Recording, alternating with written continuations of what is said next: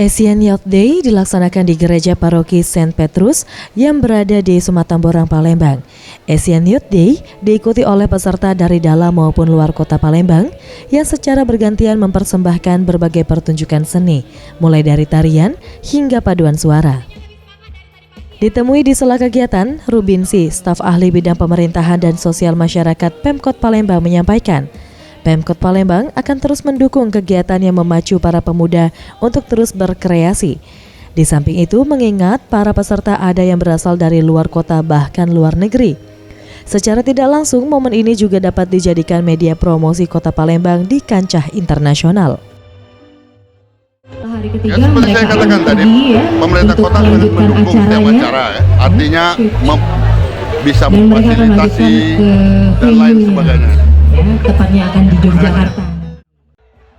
Dalam kegiatan ini sendiri diikuti oleh 247 peserta dengan 50 peserta berasal dari Malaysia dan 50 peserta dari India.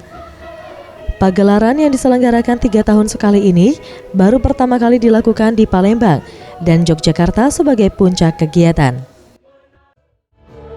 Anugerah Sandi Pratama, Sriwijaya TV.